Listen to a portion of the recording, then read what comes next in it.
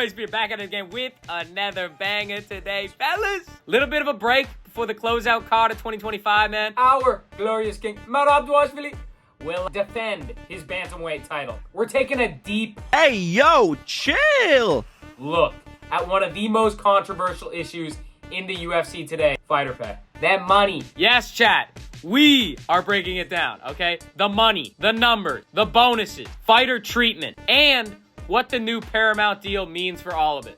I mean, we got guys freaking fighting 4 times a year, 5 times a year, and making scraps, man. Please, sir, spare change, sir, please. While other pros are out here throwing a ball and swinging a bat just so well, man, that it's worth $700 million for a decade of playing. No hate to Shohei, man. No hate, honestly. Absolutely love the guy. I mean, this kid Shohei Ohtani, let me tell you, the way this guy runs the bases. But the point here is to figure out, is the MLB and these other big sports, big leagues, overpaying players? Or are UFC fighters just on the other end of the spectrum and being underpaid? And how does the UFC's power over their fighters affect all of it? No better place to start here than the last pay-per-view we just saw in 2025, UFC 322, man. Biggest card of the year. 2 belts on the line. GOAT status on the line. We all love Islam Makhachev, the new double champ of the UFC, earned $3.3 million in his fight against JDM. Makes sense, right? Makes sense. He's the main event. The guy's the best fighter in the sport. It makes sense. Say what you want. All the Ilya Glazers out there, say what you want. Islam's ranked #1 in the world, so there's no argument, okay, chat? He headlined the biggest UFC event of the year, and it was hyped up as the single biggest fight of the year. With all this in mind, it makes sense that he's making bank at UFC 322. This guy got a payday. This kid, let me tell you something. This kid got himself a payday. What makes a little less sense, chat, is the fact that the entire prelim roster, yes, the entire prelim roster combined is making $2.2 million. That is a real stat. I mean, god damn, man. All 18 fighters, yes, 18 fighters on the prelims split $2.2 million, while Islam Makhachev made 3.3. Roughly 2/3. 67% of Islam's profit is split up amongst all 18 of the prelim fighters. Insane. Prelim fighters are really just down in the trenches out here, man. Take a guy like Esteban Ribovic.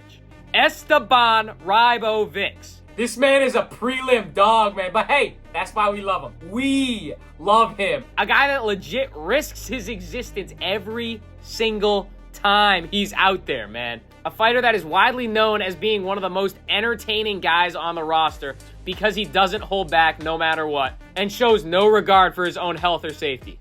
This brother is out here earning an average of $50K a fight. $50K for some of the grittiest, brutally back and forth fist fights seen by mankind. Now keep in mind, this average is aside from the bonuses he won. And obviously because this guy is so cool and awesome and freaking entertaining, he's gonna have plenty of bonuses. But it's important to also keep in mind that this includes the weight cut and the risks. We've seen fighters become shells of themselves, literal shells, like they're dying during their weight cut. Most of the time, these guys are draining themselves anywhere from 15 to 30 pounds of water in a matter of hours before their weigh-in. These bottom of the card prelim fighters, like Ribovic, but collectively, are going in knowing there will be an absolute bloodbath with no regard for what happens at a price of $50,000 paid on the spot. No guarantee of any bonus, but a guarantee of harm. They're gonna get hurt in there, man. These guys are dog. They gritty legends, man. That's why we love them. They just bite down on their mouthpiece and say, hell yeah, brother. Hell yeah. Oh my God, bro. Oh, hell no. Dana has always stayed strong to his point that the UFC, listen, kid. This isn't a career. This is not a career. This is an opportunity. All right, fine. I totally respect that. I think it's fine if Dana believes that and if he runs his company on that. But if that's really the mindset, if that's the philosophy here, then it doesn't give the right for the UFC to get mad every time fighters don't want to fight or when they pursue other side quests and hustles. We've seen grappling matches, boxing fights, sponsorships, reality shows, and all of these are often met with some kind of punishment or backlash by the promotion when these fighters are just trying to earn back the money that they lose compared to other sports. When it comes to these contracts, the UFC owns almost everything on the fighter. Fighter likeness, promotional rights, fight schedule, sponsorships, and overall earnings. UFC holds almost all the power over their fighters. And with no union, with no players association like we've seen in the NFL or like the NBA, with no guaranteed annual salary, no security of money consistently coming in, and an obvious uneven revenue split like the one we saw at UFC 322, these fighters are left with little to no leverage on their own future. Leverage, chat. That's what it's all about. I got y'all with the vocab words, don't worry, man. Now, looking ahead with the UFC's deal with Paramount, all of this has the potential to change. More guaranteed money, more sponsorship money, more electric events. It's a whole lot of more here, man. The question that remains is, will anything really change? Will bonuses increase? Will the 10-10 contracts become a thing of the past? Will these prelim fighters who are out here dogging it each and every day on that grind to the top actually earn more? Will the revenue split of a card not be completely lopsided in favor of the champ or the main event headliner? Chat, only time will tell, man. Only time will tell. We've seen fighters try to stand up to the system, try to resist, man. But chat, it's tough to fight back when you're in a profession where you have one payday every 4 to 6 months that you really rely on to pay the bills, man. Come on. These fighters literally need their checks. And for a lot of the lesser names in the promotion, if it means biting down on their mouthpiece and fighting to get their money, so be it, man. As former, god damn, man, it hurts to say former, bruh, but former welterweight champ Jack Della Maddalena, let me tell you something about this kid. He said a few months back, if you don't like the contract, don't sign it. If the bottom guys get paid as much as the top guys, there wouldn't be any incentive to get to the top. And you know what? JDM's spitting facts here, man. At the end of the day, anyone can say that the pay isn't fair and, that they should be getting paid just as much as other athletes. These fighters put their lives on the line.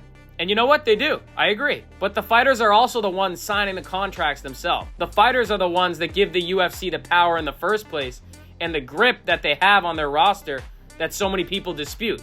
So at the end of the day, JDM's right. If the fighters don't want the contract, don't sign the contract. So chat, what do you think? What do we think here? Let me know down below what you think should happen with the UFC's fighter pay situation. Do you think prelim fighters are being disrespected with their fighting salaries? Do fighter bonuses need to go up from 50K? Or is it really on the fighter to just not sign the contract if they don't like the terms? I want to hear what you have to say, man. Yes, you watching this video, I want to hear what you have to say. Let me know down below. Top 3 comments get mentioned next video, man. Like the video, follow the IG at MMA Spear. I got the banging graphics on there too. Subscribe to the channel, man. We almost at 3K, so let's hit that. Let's hit that before the end of 2025, man. Appreciate all the support, fellas. Appreciate the watch, and I'll catch y'all on the next one. Peace.